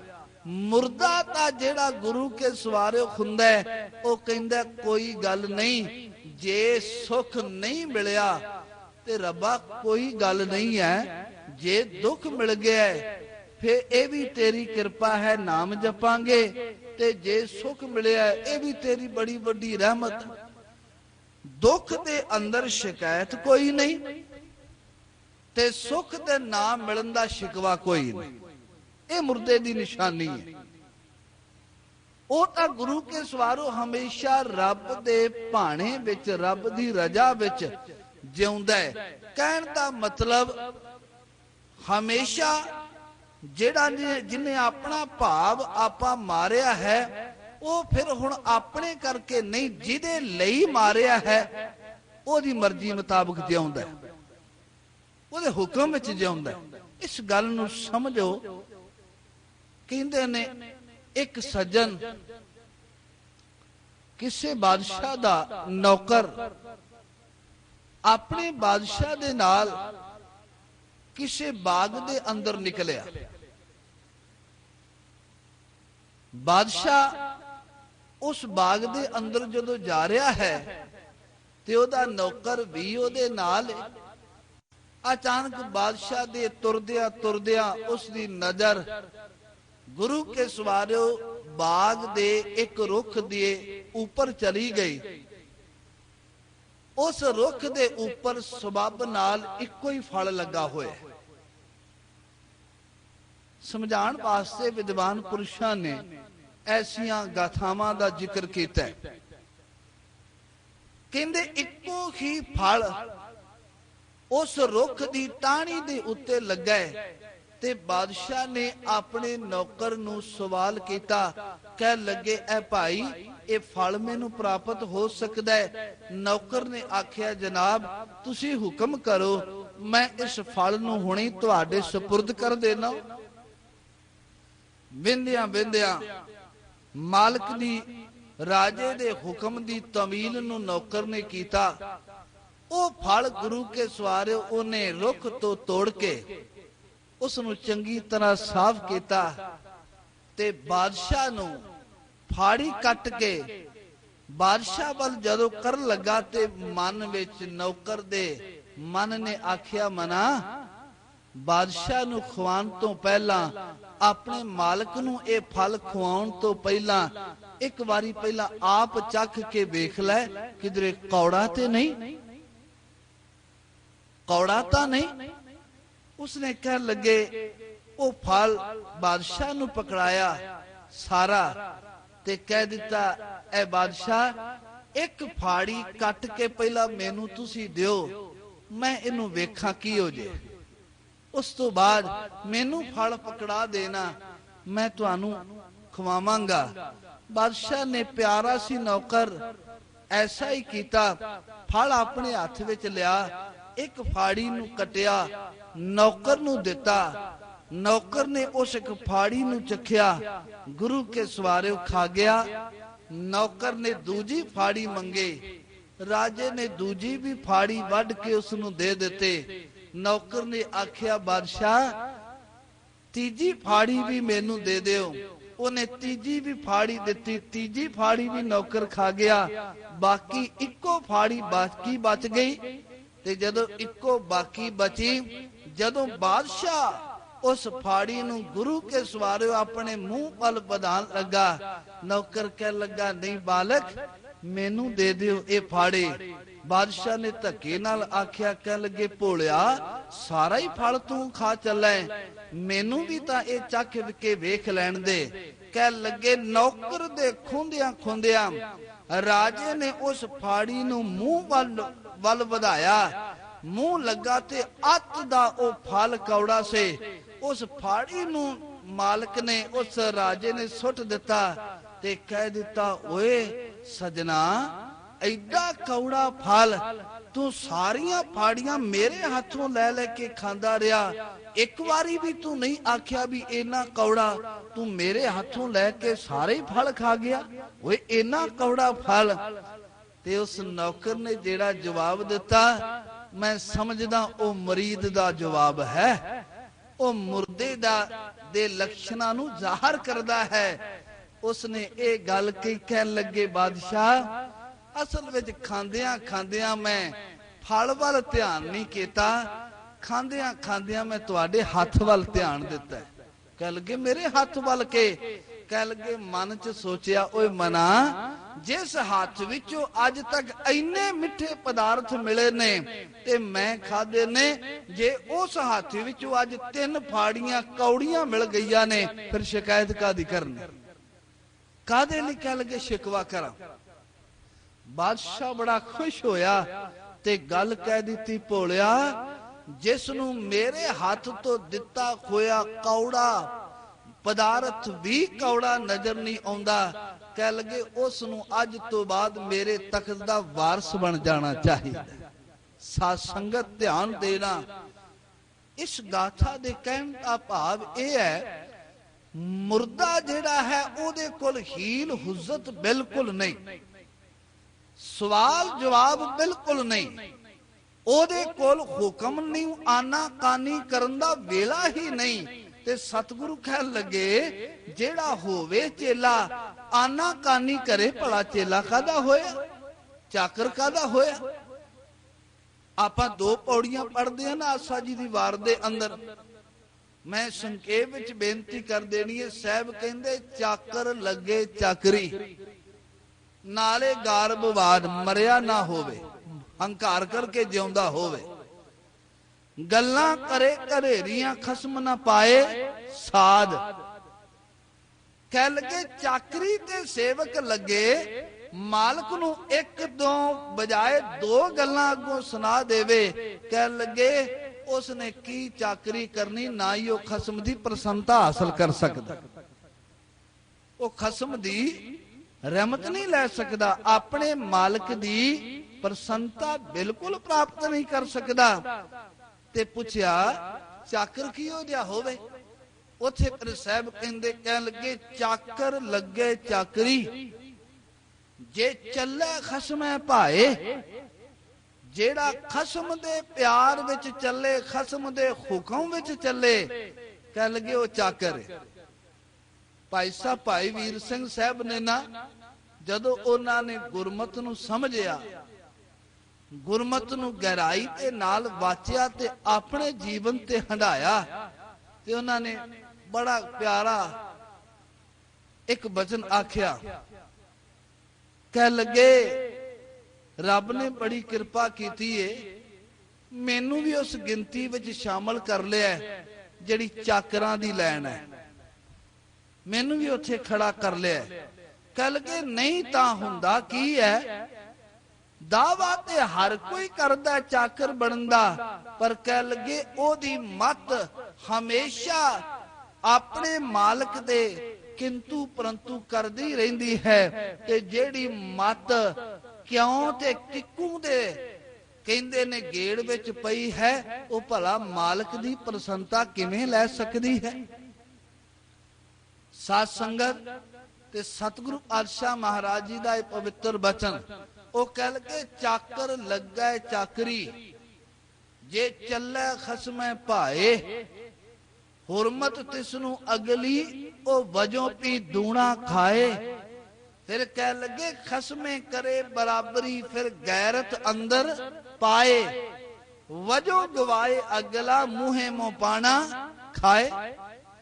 ਚਾਕਰ ਤਾਂ ਭੈ ਭਾਮਣੀ ਵਿੱਚ ਤੁਰਦਾ, ਚਾਕਰ ਗੁਰੂ ਕੇ ਸਵਾਰੋ ਹਮੇਸ਼ਾ ਮੁਰਦਾ ਹੋ ਕੇ ਰਹਿੰਦਾ ਹੈ, ਕਿਉਂਕਿ ਗੁਰੂ ਦੇ ਘਰ ਵਿੱਚ ਸਮਾਣ ਦਾ, ਰੱਬ ਦੇ ਘਰ ਵਿੱਚ ਸਮਾਣ ਦਾ ਇੱਕੋ ਹੀ ਤਰੀਕਾ ਹੈ, ਆਪਣੇ ਆਪ ਨੂੰ ਮਾਰ ਲੈਣ। ਵਾਸ਼ਨਾਵਾਂ ਵੱਲੋਂ ਮਾਰ ਲੈ, ਤਰਕ ਵਿਤਰਕ ਵੱਲੋਂ ਆਪਣੇ ਆਪ ਨੂੰ ਮਾਰ ਲੈ, ਕਿਉਂ ਤੇ ਕਿਵੇਂ ਵੱਲੋਂ ਆਪਣੇ ਆਪ ਨੂੰ ਮਾਰ ਲੈ। ਕਿਉਂਕਿ ਮੈਂ ਇੱਕ ਬੇਨਤੀ ਕਰਦਿਆਂ ਗੁਰੂ ਸਵਾਰਿਓ, ਧਰਮ ਕਦੀ ਕਿਉਂ ਦਾ ਵਿਸ਼ਾ ਨਹੀਂ, ਕਿਵੇਂ ਹੋਇਆ। ਇਹ ਗੱਲ ਧਰਮ ਦੀ ਦੁਨੀਆ ਵਿੱਚ ਕੰਮ ਨਹੀਂ ਆਉਂਦੀ। ਕਿਉਂ ਤੇ ਕਿਵੇਂ ਇਹ ਸੰਸਾਰ ਵਿੱਚ ਕੰਮ ਤੇ ਦਿੰਦੇ ਨੇ, ਪਰ ਰੱਬ ਦੀ ਦੁਨੀਆ ਅੰਦਰ, ਪਰਮਾਰਥੀ ਦੁਨੀਆ ਅੰਦਰ, ਧਰਮ ਦੀ ਦੁਨੀਆ ਅੰਦਰ ਇਹਨਾਂ ਦੀ ਕੋਈ ਜਗ੍ਹਾ ਨਹੀਂ। ਇੱਥੇ ਤਾਂ ਹਰ ਕੁਝ ਉਹ ਹੋ ਸਕਦਾ ਹੈ ਜੋ ਇਹ ਮਤ ਸੋਚਦੀ ਵੀ ਨਹੀਂ, ਜੋ ਇਹ ਮਤ ਸਮਝਦੀ ਵੀ ਨਹੀਂ, ਤੇ ਜਿਹੜਾ ਇਸ ਮਤ ਦੇ ਗੇੜ ਵਿੱਚ ਵੀ ਨਹੀਂ ਆ ਸਕਦਾ, ਉਹ ਵੀ ਗੁਰੂ ਕੇ ਸਵਾਰੋ ਧਰਮ ਦੀ ਦੁਨੀਆ ਦੇ ਅੰਦਰ ਸੰਭਵ ਹੈ। ਕਿਉਂਕਿ ਸਤਿਗੁਰੂ ਪਾਤਸ਼ਾਹ ਮਹਾਰਾਜ ਕਹਿੰਦੇ ਨੇ, ਕਿਉਂਕਿ ਧਰਮ ਹੀ ਜਿਹੜਾ ਹੈ ਉਹ ਬੰਦੇ ਦਾ ਮੂਲ ਹੈ, ਤੇ ਉਹਦੇ ਨਾਲ ਹੀ ਇਹਦੇ ਜੀਵਨ ਤੇ ਖੇੜਾ ਹੈ, ਉਹਦੇ ਨਾਲ ਹੀ ਇਹਦੇ ਜੀਵਨ ਤੇ ਖੇੜਾ ਹੈ। ਸਭ ਕੁਝ ਬੰਦੇ ਨੂੰ ਦੇ ਦੇਵੋ, ਇੱਕੋ ਧਰਮ ਬੰਦੇ ਤੋਂ ਦੂਰ ਕਰ ਦਿਓ। ਗੁਰੂ ਕੇ ਸਵਾਰਿਓ, ਸਾਰਾ ਕੁਝ ਹੋਣ ਦੇ ਬਾਵਜੂਦ ਇਹਦੇ ਕੋਲ ਧਰਮ ਦੀ ਅਣਹੋਂਦ ਕਾਰਨ ਸਾਰਾ ਕੁਝ ਭਾਵੇਂ ਹੈ, ਪਰ ਫਿਰ ਵੀ ਇਹਦੇ ਜੀਵਨ ਦੇ ਅੰਦਰ ਟਿਕਾ ਤੇ ਸ਼ਾਂਤੀ ਨਹੀਂ। ਮੈਂ ਪਿੱਛੇ ਬੇਨਤੀ ਕੀਤੀ ਸੀ, ਦੇਖੋ ਅਨੇਕਾਂ ਤਰ੍ਹਾਂ ਦੀਆਂ ਤਕਲੀਫਾਂ ਵਿੱਚੋਂ ਮਨੁੱਖ ਅੱਜ ਦੇ ਯੁੱਗ ਵਿੱਚ ਗੁਜ਼ਰਦਾ ਪਿਆ। ਹਾਲਾਂਕਿ ਅਨੇਕਾਂ ਸੁਵਿਧਾਵਾਂ ਇਹਦੇ ਕੋਲ ਮੌਜੂਦ ਨੇ। ਆਧੁਨਿਕ ਯੁੱਗ ਦੇ ਵਿੱਚ ਨਵੀਆਂ ਨਵੀਆਂ ਗੁਰੂ ਕੇ ਸਵਾਰਿਓ ਕਾਢਾਂ ਜਿਹੜੀਆਂ ਨੇ, ਉਹਨਾਂ ਦਾ ਵਿੱਚ ਗ੍ਰਸਤ ਵੀ ਹੈ, ਉਹਨਾਂ ਤੋਂ ਇਹ ਸੰਸਾਰੀ ਲਾਹੇ ਵੀ ਲੈ ਰਿਹਾ ਹੈ। ਅੱਜ ਸਮਾਂ ਪੁਰਾਣਾ ਨਹੀਂ, ਪੁਰਾਣੇ ਸਮੇਂ ਦੇ ਅੰਦਰ ਬਹੁਤ ਮਿਹਨਤ ਕਰਨ ਤੋਂ ਬਾਅਦ ਸਾਰਾ ਦਿਨ ਮਿਹਨਤ ਕਰਨੀ। ਸਮਾਂ ਪੁਰਾਣਾ ਨਹੀਂ, ਪੁਰਾਣੇ ਸਮੇਂ ਦੇ ਅੰਦਰ ਬਹੁਤ ਮਿਹਨਤ ਕਰਨ ਤੋਂ ਬਾਅਦ ਸਾਰਾ ਦਿਨ ਮਿਹਨਤ ਕਰਨੀ, ਫਿਰ ਗੁਰੂ ਕੇ ਸਵਾਰਿਓ ਕਿਧਰੇ ਵਾਪਸ ਘਰ ਨੂੰ ਆਉਣਾ, ਕੁਝ ਵਕਤ ਮਿਲਣਾ। ਅੱਜ ਤਾਂ ਸਾਧ ਸੰਗਤ ਜੀਓ, ਘੰਟਿਆਂ ਦਾ ਕੰਮ ਮਿੰਟਾਂ ਤੇ ਮਿੰਟਾਂ ਦਾ ਕੰਮ ਸਕਿੰਟਾਂ ਵਿੱਚ ਹੋ ਰਿਹਾ ਹੈ, ਕਿਉਂਕਿ ਮਸ਼ੀਨਰੀ ਇੰਨੀ ਵੱਧ ਗਈ ਹੈ। ਖਾਣ ਪੀਣ ਦੇ ਪਦਾਰਥਾਂ ਦੀ ਅੱਜ ਦੇ ਯੁੱਗ ਵਿੱਚ ਕੋਈ ਕਮੀ ਨਹੀਂ ਰਹੀ, ਪਹਿਨਣ ਵਾਲੇ ਪੋਸ਼ਾਕਾਂ ਦੀ ਕੋਈ ਕਮੀ ਨਹੀਂ ਰਹੀ। ਪੱਛਮੀ ਪ੍ਰਭਾਵ ਬਹੁਤ ਜ਼ਿਆਦਾ ਅੱਜ ਸਾਧ ਸੰਗਤ ਵੇਖਣ ਨੂੰ ਜਿਹੜਾ ਹੈ ਉਹ ਮਿਲ ਰਿਹਾ ਹੈ। ਪਰ ਧਿਆਨ ਦੇਣਾ, ਇੰਨੀ ਆਧੁਨਿਕਤਾ ਦੇ ਯੁੱਗ ਦੇ ਅੰਦਰ, ਇੰਨੇ ਗੁਰੂ ਕੇ ਸਵਾਰਿਓ ਹੋਰ ਹੀ ਤਰੱਕੀ ਦੇ ਯੁੱਗ ਅੰਦਰ, ਬੰਦੇ ਦੇ ਅੰਦਰ ਸ਼ਾਂਤੀ ਤੇ ਬੰਦਾ ਗੁਰੂ ਕੇ ਸਵਾਰਿਓ ਆਪਣੀ ਨੀਂਦੇ ਆਪ ਨਾ ਸੌਂ ਸਕੇ, ਭਲਾ ਇਹਦਾ ਕੀ ਕਾਰਨ ਹੈ? ਇਹ ਟਿਕਾ ਇਹਦੇ ਵਿੱਚ ਫਿਰ ਕੋਈ ਨਹੀਂ। ਫਿਰ ਵੀ ਇਹ ਕਿਉਂ ਮੁਰਝਾਇਆ ਨਜ਼ਰ ਆਉਂਦਾ ਹੈ? ਫਿਰ ਵੀ ਇਹ ਕਿਉਂ ਉਦਾਸ ਨਜ਼ਰ ਆਉਂਦਾ ਹੈ? ਤੇ ਇੱਕੋ ਹੀ ਧਾਰਮਿਕ ਲੋਕ ਜਦੋਂ ਇਸ ਦਾ ਜਵਾਬ ਦਿੰਦੇ ਨੇ, ਤੇ ਉਹ ਇਹੀ ਗੱਲ ਕਹਿੰਦੇ, ਕਹਿਣ ਲੱਗੇ, ਭਾਈ ਭਾਵੇਂ ਕਿਹੜਾ ਜਿਹੜਾ ਵੀ ਯੁੱਗ ਮਰਜੀ ਹੋਵੇ, ਜਿਸ ਵੇਲੇ ਵੀ ਧਰਮ ਬੰਦੇ ਤੋਂ ਦੂਰ ਚਲਾ ਗਿਆ, ਜਿਸ ਵੇਲੇ ਵੀ ਕਹਿ ਲਗੇ ਇਹਦੇ ਕੋਲ ਰੱਬ ਦੀ ਕਿਰਪਾ, ਰੱਬ ਦੀ ਰਹਿਮਤ ਨਾ ਰਹੀ, ਕਹਿ ਲਗੇ ਸਾਰਾ ਕੁਝ ਭਾਵੇਂ ਮੌਜੂਦ ਹੋਵੇ, ਇਹਦੇ ਕੋਲ ਉਦੋਂ ਹੀ ਰੌਣਕ ਖੰਭ ਲਾ ਕੇ ਉੱਡ ਜਾਣੀ। ਕਿਉਂਕਿ ਇਹ ਤਾਂ ਪਰਮੇਸ਼ਵਰ ਦੀ ਦਾਤ ਹੈ, ਇਹ ਤਾਂ ਚੜ੍ਹਦੀ ਕਲਾ, ਮਨ ਨੂੰ ਦਾ ਖਿੜਾ, ਮਨ ਤੇ ਰੱਬ ਦੀ ਰਹਿਮਤ ਹਮੇਸ਼ਾ ਰਹੇ ਤੇ ਇਹ ਮਨ ਖਿੜਿਆ ਰਹਿੰਦਾ। ਇਹ ਕੇਵਲ ਧਰਮ ਕਰਕੇ ਗੁਰੂ ਕੇ ਸਵਾਰਿਓ ਇਹਦੀ ਅੰਦਰ ਚੜ੍ਹਦੀ ਕਲਾ। ਸਤਿਗੁਰਾਂ ਨੇ ਇੱਕ ਬਚਨ ਆਪਣੀ ਬਾਣੀ ਵਿੱਚ ਆਖਿਆ, ਮੈਂ ਆਪ ਜੀ ਨੂੰ ਸੁਣਾ ਦਿਆਂ। ਸਾਹਿਬ ਕਹਿ ਲਗੇ ਜਿਸ ਪਕਸ਼ੀ ਦੇ ਖੰਭ ਨਾ ਹੋਣ ਉਹਨੂੰ ਪਕਸ਼ੀ ਕਹਿਣ ਦਾ ਵੀ ਫਾਇਦਾ ਨਹੀਂ। ਵੈਸੇ ਕਹਿਣ ਲੱਗੇ ਉਸ ਤੋਂ ਬਾਅਦ ਜਿਹੜੀ ਗਾਂ ਦੁੱਧ ਨਹੀਂ ਦਿੰਦੀ ਉਸ ਦੀ ਭਲਾ ਕੀ ਕੀਮਤ। ਪਾਣੀ ਤੋਂ ਬਿਨਾ ਵਨਸਪਤੀ ਦੀ ਕੋਈ ਕੀਮਤ ਨਹੀਂ, ਮੁਰਝਾ ਜਾਂਦੀ ਹੈ, ਬਿਲਕੁਲ ਤੈਸ਼ ਨੈਸ਼ ਹੋ ਜਾਂਦੀ ਹੈ। ਬਾਦਸ਼ਾਹ ਤਖਤ ਤੇ ਬੈਠਾ ਹੋਵੇ, ਕਹਿ ਲਗੇ ਉਸ ਬਾਦਸ਼ਾਹ ਦਾ ਕੋਈ ਹੁਕਮ ਮੰਨਣ ਲਈ ਤਿਆਰ ਨਾ ਹੋਵੇ, ਭਲਾ ਉਸ ਬਾਦਸ਼ਾਹ ਦੀ ਬਾਦਸ਼ਾਹੀਅਤ ਦਾ ਅਰਥ ਕੀ ਹੋਇਆ। ਤੇ ਸਤਿਗੁਰੂ ਪਾਤਸ਼ਾਹ ਮਹਾਰਾਜ ਗੱਲ ਇਹ ਸਮਝਾਉਣਾ ਚਾਹੁੰਦੇ ਨੇ, ਬੰਦਾ ਮਨੁੱਖ ਜਨਮ ਲੈ ਕੇ ਆਵੇ ਤੇ ਮਨੁੱਖ ਜਨਮ ਲੈ ਕੇ ਗੁਰੂ ਕੇ ਸਵਾਰਿਓ ਇਹਦੇ ਜੀਵਨ ਤੋਂ ਧਰਮ ਦੂਰ ਹੋ ਜਾਏ। ਮਨੁੱਖ ਜੀਵਨ ਲੈ ਕੇ ਇਹ ਰੱਬ ਦੀ ਰਹਿਮਤ ਤੋਂ ਦੂਰ ਰਹੇ, ਰੱਬ ਦੇ ਨਾਮ ਤੋਂ ਦੂਰ ਰਹੇ, ਰੱਬ ਦੇ ਚਰਨਾਂ ਤੋਂ ਦੂਰ ਰਹੇ, ਤੇ ਸਾਹਿਬ ਕਹਿੰਦੇ ਭਲਾ ਇਹਦੇ ਮਨੁੱਖਾ ਜਨਮ ਲੈਣ ਦਾ ਅਰਥ ਕੀ ਨਿਕਲੇ। ਆਪਾਂ ਸਾਹਿਬ ਦਾ ਪਵਿੱਤਰ ਬਚਨ ਹੈ, ਸਾਹਿਬ ਕਹਿੰਦੇ ਦੁੱਧ ਬਿਨ ਧੇਨ, ਪੰਖ ਬਿਨ ਪੰਖੀ, ਜਲ ਬਿਨ ਉਤਪੁਜ ਕਾਮ ਨਾਹੀ। ਕਿਆ ਸੁਲਤਾਨ ਸਲਾਮ ਵਿਹੂਣਾ, ਅੰਦੀ ਕੋਠੀ ਤੇਰਾ ਨਾਮ ਨਾਹੀ। ਉਹ ਬਾਦਸ਼ਾਹ ਕਿਹੜਾ ਜਿਹੜਾ ਜਿਸ ਨੂੰ ਕੋਈ ਸਲਾਮ ਕਰਨ ਵਾਸਤੇ ਤਿਆਰ ਨਹੀਂ। ਉਸ ਜੀਵਨ ਦੇ ਅਰਥ ਕੀ ਜਿਸ ਜੀਵਨ ਵਿੱਚ ਰੱਬਾ ਤੇਰੀ ਯਾਦ ਨਹੀਂ, ਜਿਸ ਜੀਵਨ ਅੰਦਰ ਤੇਰਾ ਪਿਆਰ ਨਹੀਂ। ਤੋ ਸਤਿਗੁਰੂ ਪਾਤਸ਼ਾਹ ਮਹਾਰਾਜ ਕਹਿੰਦੇ ਨੇ ਧਰਮ ਤੋਂ ਬਿਨਾ ਇਹਦੀ ਕੋਈ ਕੀਮਤ ਨਹੀਂ। ਤੇ ਸਤਿਗੁਰੂ ਪਾਤਸ਼ਾਹ ਮਹਾਰਾਜ ਕਹਿੰਦੇ ਇਹ ਧਰਮੀ ਬਣੇ ਕਿਵੇਂ।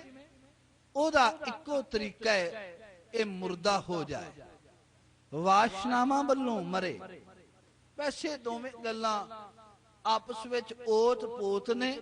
ਵਾਸ਼ਨਾਵਾਂ ਵੱਲੋਂ ਮਰਨ ਤੋਂ ਬਿਨਾ ਰੱਬ ਦਾ ਪਿਆਰ ਨਹੀਂ ਮਿਲਦਾ, ਬਖਸ਼ਿਸ਼ ਨਹੀਂ ਮਿਲਦੀ, ਔਰ ਬਖਸ਼ਿਸ਼ ਤੋਂ ਬਿਨਾ ਵੈਸੇ ਮਰਿਆ ਵੀ ਨਹੀਂ ਜਾਂਦਾ। ਇਹ ਵੀ ਉਹਦੀ ਬਖਸ਼ਿਸ਼ ਹੈ। ਬੜੀਆਂ ਨੇੜੇ ਨੇੜੇ ਨੇ ਆਪਸ ਵਿੱਚ ਇਹ ਬਚਨ। ਸਤਿਗੁਰੂ ਭਗਤ ਕਬੀਰ ਸਾਹਿਬ ਕਹਿੰਦੇ, ਕਹਿ ਲਗੇ ਕਬੀਰ ਐਸਾ ਏਕ ਆਦ ਕੋਈ ਬਹੁਤੇ ਨਹੀਂ। ਇਹਨਾਂ ਦੀ ਗਿਣਤੀ ਨਹੀਂ, ਮੁਰਦਿਆਂ ਦੀ ਗਿਣਤੀ ਬਹੁਤੀ ਨਹੀਂ। ਇਹ ਉਹਨਾਂ ਦਾ ਜ਼ਿਕਰ ਨਹੀਂ ਜਿਹੜੇ ਰੋਜ਼ ਜਿਸਮਾਨੀ ਤੌਰ ਤੇ ਮਰਦੇ ਨੇ, ਨਹੀਂ। ਇਹ ਉਹ ਮੌਤ ਹੈ ਜਿਹਦਾ ਮੈਂ ਬੇਨਤੀ ਕੀਤੀ ਹੈ, ਵਾਸ਼ਨਾ ਵੱਲੋਂ ਮਰ ਜਾਣਾ, ਮਾਇਕ ਭੋਗਾਂ ਵੱਲੋਂ ਮਰ ਜਾਣਾ, ਸੰਸਾਰੀ ਸੁੱਖਾਂ ਦੀ ਲਾਲਸਾ ਵੱਲੋਂ ਮਰ ਜਾਣਾ। ਕੋਈ ਦੁੱਖ ਆਵੇ ਤੇ ਰੱਬ ਦੇ ਘਰ ਸ਼ਿਕਾਇਤ ਕਰਨੀ, ਇਸ ਗੱਲ ਵੱਲੋਂ ਮਰ ਜਾਣਾ, ਇਹ ਆ ਮਰਨਾ। ਕਹਿ ਲਗੇ ਪਰ ਅਈਓ ਜੈ ਮੁਰਦੇ ਮਿਲਦੇ ਨਹੀਂ, ਮਿਲ ਜਾਣ ਫਿਰ ਤੇ ਜੀਵਨ ਸਫਲਾ ਹੋ ਗਿਆ। ਅਈਓ ਜੇ ਹੈਨ ਬਹੁਤ ਘੱਟ, ਇਹ ਨਹੀਂ ਵੀ ਹੈ ਨਹੀਂ, ਹੈਨ ਵਿਰਲੇ ਨਾਹੀ ਘਣੇ, ਫੈਲ ਫਕੜ ਸੰਸਾਰ। ਵਿਰਲੇ ਹਨ ਬਹੁਤੇ ਜ਼ਿਆਦੇ ਨਹੀਂ। ਤੇ ਭਗਤ ਜੀ ਕਹਿੰਦੇ ਕਬੀਰ ਐਸਾ ਏਕ ਆਦ ਜੋ ਜੀਵਤ ਮ੍ਰਿਤਕ ਹੋਏ, ਜਿਹੜਾ ਕਹਿੰਦੇ ਸਰੀਰ ਵਿੱਚ ਦੇ ਹੁੰਦਿਆਂ ਮੁਰਦਾ ਹੋ ਜਾਏ। ਕਿਉਂਕਿ ਮਰਨ ਤੋਂ ਬਾਅਦ ਤੇ ਸਾਰਿਆਂ ਨੇ ਮਰ ਜਾਣਾ, ਸਰੀਰ ਦੇ ਮਰਨ ਤੋਂ ਬਾਅਦ ਇਹ ਤੇ ਸਭ ਨੇ ਮਰਨਾ ਹੈ। ਇਹ ਤਾਂ ਗੁਰੂ ਕੇ ਸਵਾਰਿਓ ਮਜਬੂਰੀ ਹੈ ਨਾ। ਜੇ ਬੰਦਾ ਬੰਦੇ ਦੇ ਵੱਸ ਦੀ ਗੱਲ ਹੋਵੇ ਤੇ ਸ਼ਾਇਦ ਇਸ ਮੌਤ ਤੋਂ ਵੀ ਬਚਣ ਦਾ ਹੀਲਾ ਵਸੀਲਾ ਕਰਦੇ ਹੀ ਰਹਿੰਦਾ ਵੀ ਮੈਂ ਕਦੀ ਮਰਾਂ ਨਾ, ਪਰ ਉਹ ਇਹਦੀ ਮਜਬੂਰੀ ਹੈ। ਇਹ ਨਾ ਵੀ ਮਰਨਾ ਚਾਹੇ, ਮੌਤ ਨੂੰ ਨਾ ਵੀ ਮਿਲਣਾ ਚਾਹੇ, ਮੌਤ ਧੱਕੇ ਨਾਲ ਇਹਨੂੰ ਆਪੇ ਹੀ ਮਿਲ ਲੈਂਦੀ। ਉੱਥੇ ਤੇ ਨੇ ਅਵਸ਼ ਮਰਨਾ ਹੈ। ਜਿਹਨੂੰ ਸਾਹਿਬ ਆਪਣੀ ਪਵਿੱਤਰ ਬਾਣੀ ਵਿੱਚ ਕਹਿੰਦੇ ਨੇ, ਕਹਿ ਲੱਗੇ ਮੌਤ ਦਾ ਬਿੱਲੀ ਇਸ ਜਿੰਦ ਰੂਪੀ ਚੂਹੇ ਦੇ ਪਿੱਛੇ ਹਮੇਸ਼ਾ ਹੀ ਲੱਗੀ ਰਹਿੰਦੀ। ਜਾਂ ਇੱਕ ਬਚਨ ਹੋਰ ਵੀ ਕੀਤਾ, ਕਹਿ ਲੱਗੇ ਸਰੀਰਕ ਮੌਤ ਦਾ ਸ਼ਿਕਾਰੀ, ਸਰੀਰਕ ਮੌਤ ਦਾ ਸ਼ਿਕਾਰੀ ਜਿੰਦ ਰੂਪੀ ਸ਼ਿਕਾਰ ਦੇ ਪਿੱਛੇ ਸਦਾ ਹੀ ਲੱਗਾ ਰਹਿੰਦਾ ਹੈ। ਕਹਿ ਲੱਗੇ ਟਾਈਮ ਘਟਦਾ ਜਾਂਦਾ ਹੈ, ਵਕਤ ਆ ਜਾਂਦਾ ਹੈ ਤੇ ਸਮਾਂ ਆਉਂਦਿਆਂ ਸਾਰ ਇਹ ਸ਼ਿਕਾਰੀ ਜਿਹੜਾ ਹੈ ਆਪਣੇ ਕਹਿ ਲੱਗੇ ਬਾਣ ਦੇ ਨਾਲ ਇਸ ਜੀਵਨ ਨੂੰ, ਇਸ ਜਿੰਦ ਨੂੰ ਆਪਣਾ ਸ਼ਿਕਾਰ ਬਣਾ ਲੈਂਦਾ। ਆਪਾਂ ਬਚਨ ਪੜ੍ਹਦੇ ਆ ਨਾ, ਦਿਨ ਤੇ ਪਹਿਰ, ਪਹਿਰ ਤੇ ਘਰੀਆਂ, ਆਵ ਘਟੈ ਤਨ ਸੀਜੈ। ਉਮਰ ਘਟਦੀ ਜਾਂਦੀ ਹੈ। ਦੇਖੋ ਇਹ ਕਿਸੇ ਦੇ ਵੱਸ ਦੀ ਗੱਲ ਨਹੀਂ। ਅਨੇਕਾਂ ਯਤਨ ਬੰਦਾ ਕਰਦਾ, ਹਾਲਾਂਕਿ ਮੈਂ ਘਟਾ ਨਾ, ਮੈਨੂੰ ਇਹ ਨਾ ਕਹੇ ਵੀ ਤੂੰ ਬਜ਼ੁਰਗ ਹੈ। ਇਹ ਵੀ ਅਖਵਾਨ ਲਈ ਕੋਈ ਤਿਆਰ ਨਹੀਂ, ਛੇਤੀ ਕੀਤੇ ਘਟਣ ਲਈ ਕੋਈ ਤਿਆਰ ਨਹੀਂ। ਪਰ ਇਹਦੇ ਬਾਹਰੋਂ ਗੁਰੂ ਕੇ ਸਵਾਰਿਓ ਮੌਤ ਨੂੰ ਦਿੱਤੇ ਹੋਏ ਧੋਖੇ ਵੀ ਮੌਤ ਨੂੰ ਧੋਖੇ ਨਹੀਂ ਦੇ ਸਕਦੇ, ਕਿਉਂਕਿ ਅਨੇਕਾਂ ਯਤਨ ਭਾਵੇਂ ਉਹ ਇਹ ਕਰ ਲਵੇ ਫਿਰ ਵੀ ਆਖਰ ਇਸ ਨੂੰ ਉਹਦੇ ਦਰਵਾਜ਼ੇ ਤੇ ਪਹੁੰਚਣਾ ਹੀ ਪੈਂਦਾ, ਕਿਉਂਕਿ ਇਹ ਜਾਣਾ ਹੀ ਜਾਣਾ ਹੈ। ਸਾਹਿਬ ਕਹਿੰਦੇ ਨੇ ਦਿਨ ਤੇ ਪਹਿਰ, ਪੈਰ ਤੇ ਘਰੀਆਂ, ਆਵ ਕਟੈ ਤਨ ਸੀਜੈ। ਕਾਲ ਅਹੇਰੀ ਫਿਰੈ ਬਦਕ ਜੋ ਕਹੋ ਕਵਨ ਬਿਦ ਕੀਜੈ। ਕਹਿ ਲਗੇ ਸੋ ਦਿਨ ਆਵਨ ਲਾਗਾ, ਮਾਦ ਪਿਤਾ ਭਾਈ ਸੁਧ ਬਣਤਾ ਕਹੋ ਕਉ ਹੈ ਕਾਕਾ। ਸਾਹਿਬ ਕਹਿੰਦੇ ਨੇ ਜਬ ਲਗ ਜੋਤ ਕਾਇਆ ਮੈਂ ਵਰਤੈ ਆਪਾ ਕਛੂ ਨਾ ਸੂਝੈ। ਲਾਲਚ ਕਰੈ ਜੀਵਨ ਪਦ ਕਾਰਨ ਲੋਚਨ ਕਛੂ ਨਾ ਸੂਝੈ। ਕਹਿ ਲੱਗੇ ਸਾਰੀ ਜ਼ਿੰਦਗੀ ਲਾਲਚ ਕਰਦਾ ਰਹਿੰਦਾ। ਹਜ਼ੂਰ ਕਹਿੰਦੇ ਕਿੰਨਾ ਆਨੰਦ ਆਉਂਦਾ ਜੇ ਜਿਉਂਦਾ ਹੀ ਮਰ ਜਾਂਦਾ। ਬੜੀ ਵੱਡੀ ਰੱਬ ਦੀ ਰਹਿਮਤ ਹੁੰਦੀ। ਕਹਿ ਲਗੇ ਕਬੀਰ ਐਸਾ ਏਕ ਆਦ ਜੋ ਜੀਵਤ ਮ੍ਰਿਤਕ ਹੋਏ, ਜਿਹੜਾ ਜਿਉਂਦਿਆਂ ਮਰ ਜਾਏ। ਕਹਿ ਲਗੇ ਨਿਰਭੈ ਹੋਏ ਕੈ ਗੁਣ ਰਵੈ, ਬੇਪਰਵਾਹ ਹੋ ਕੇ, ਬਿਨਾ ਭੈ ਤੋਂ ਹੋ ਕੇ ਰੱਬ ਦੇ ਗੁਣ ਗਾਏ। ਉਸ ਰੱਬ ਦੇ ਜਿਸ ਨੂੰ ਮੈਂ ਜਤ ਪੇਖੂੰ, ਜਿੱਧਰ ਵੇਖਾਂ ਤਤ ਸੋਏ। ਜਿੱਧਰ ਵੇਖਣਾ ਉਹ ਰੱਬ ਉਧਰ ਹੀ ਨਜ਼ਰ ਆਉਂਦਾ। ਉਸ ਰੱਬ ਦੇ ਨਿਡਰ ਹੋ ਕੇ ਗੁਣ ਗਾਏ। ਸੰਸਾਰੀ ਸੁੱਖਾਂ ਤੋਂ ਨਿਡਰ ਹੋ ਕੇ ਜਾਂ ਸੰਸਾਰੀ ਦੁੱਖਾਂ ਤੋਂ ਨਿਡਰ ਹੋ ਕੇ ਗੁਣ ਗਾਏ। ਭਾਵੇਂ ਦੁੱਖ ਆ ਵੀ ਜਾਣ, ਗੁਣ ਗਾਣੇ ਨਾ ਛੱਡੇ, ਨਾਮ ਜਪਣਾ ਨਾ ਛੱਡੇ। ਗੁਰੂ ਸਵਾਰਿਓ ਆਮ ਕਰਕੇ ਵਪਾਰੀ ਬਿਰਤੀ ਇੱਕ ਗੱਲ ਕਹਿੰਦੀ ਹੈ ਵੀ ਐ ਬੰਦਿਆ ਜਿੰਨਾ ਚਿਰ ਤੈਨੂੰ ਮਿਲਦਾ ਰਹਿੰਦਾ, ਜਿਹਦੇ ਤੋਂ ਮਿਲਦਾ ਤੂੰ ਉਹਦੀ ਖਿਦਮਤ ਕਰ। ਜਿੰਨਾ ਚਿਰ ਤੈਨੂੰ ਪ੍ਰਾਫਟ ਹੈ ਤੂੰ ਉਹਦੀ ਖਿਦਮਤ ਕਰ, ਉਹਦੇ ਅੱਗੇ ਝੁਕ, ਉਹਦੀ ਗੱਲ ਮੰਨ। ਤੇ ਇੱਕ ਗੱਲ ਯਾਦ ਰੱਖੀ, ਵਪਾਰੀ ਬਿਰਤੀ ਦੀ ਗੱਲ ਕਰਦਾ, ਇੱਕ ਗੱਲ ਯਾਦ ਰੱਖੀ, ਜਿੱਦਣ ਤੈਨੂੰ ਮਿਲਣਾ ਹਟ ਜਾਏ, ਜਿੱਦਣ ਤੈਨੂੰ ਮਿਲਣਾ ਨਾ ਮਿਲੇ ਨਾ, ਕਹਿ ਲੱਗੇ ਉਦੋਂ ਖਿਦਮਤ ਨਾ ਕਰੀ। ਕੀ ਫਾਇਦਾ, ਲੈਣਾ ਕੀ ਹੈ ਤੂੰ ਉਹਦੇ ਤੋਂ? ਮਿਲਣ ਕਰਕੇ ਤੇ ਝੁਕਣਾ ਸੀ, ਜਦੋਂ ਮਿਲਿਆ ਹੀ ਕੁਝ ਨਹੀਂ, ਕੀ ਲੈਣਾ? ਕਹਿ ਲੱਗੇ ਛੱਡ ਦੇ, ਵਪਾਰੀ ਬਿਰਤੀ ਕਹਿੰਦੀ। ਪਰ ਗੁਰੂ ਸਵਾਰੇ ਧਿਆਨ ਦੇਣਾ, ਰੱਬ ਦੇ ਘਰ ਇਹ ਬਿਰਤੀ ਨਹੀਂ ਚੱਲਦੀ। ਰੱਬ ਦੇ ਘਰ ਪਿਆਰ ਵਾਲੀ ਬਿਰਤੀ ਚੱਲਦੀ ਹੈ, ਵਪਾਰ ਵਾਲੀ ਨਹੀਂ। ਪਿਆਰ ਵਾਲੀ ਬਿਰਤੀ ਇਹ ਗੱਲ ਕਹਿੰਦੀ ਹੈ ਸੱਜਣਾ, ਧਿਆਨ ਦੇਈ ਜਹਾਂ ਲੱਭ ਤਾਂ ਨਹੀਂ ਗਿਆ। ਜਿੱਥੇ ਲੋਭ ਹੈ, ਜਿੱਥੇ ਲੈਣ ਦੀ ਭਾਵਨਾ ਹੈ, ਜਿੱਥੇ ਕੁਝ ਪ੍ਰਾਪਤੀ ਦੀ ਇੱਛਾ ਹੈ, ਜਿੱਥੇ ਵਾਸ਼ਨਾ ਮੌਜੂਦ ਹੈ, ਕਹਿ ਲੱਗੇ ਉੱਥੇ ਪ੍ਰੇਮ ਕਿਵੇਂ ਹੋਵੇ, ਰੱਬ ਦੀ ਰਹਿਮਤ ਕਿਵੇਂ ਮਿਲੇ? ਪਿਆਰ ਵਾਲੀ ਬਿਰਤੀ ਕਹਿੰਦੀ ਹੈ ਜਹਾਂ ਲੱਭ ਤਾਂ ਨਹੀਂ ਗਿਆ, ਲੱਭ ਤਾਂ ਕੂੜਾ ਨਹੀਂ। ਜੇ ਲੋਭ ਹੈ ਤੇ ਬੰਦਾ ਆਖੇ ਫਿਰ ਵੀ ਮੇਰਾ ਪਿਆਰ ਹੈ, ਕਹਿ ਲੱਗੇ ਫਿਰ ਧੋਖਾ ਹੈ, ਫਿਰ ਵੀ ਬਚ ਕੇ ਰਹਿਣਾ। ਲੱਭ ਤਾਂ ਕੂੜਾ ਨਹੀਂ, ਜਿੱਥੇ ਲੋਭ ਹੈ ਉੱਥੇ ਤਾਰ ਵੀ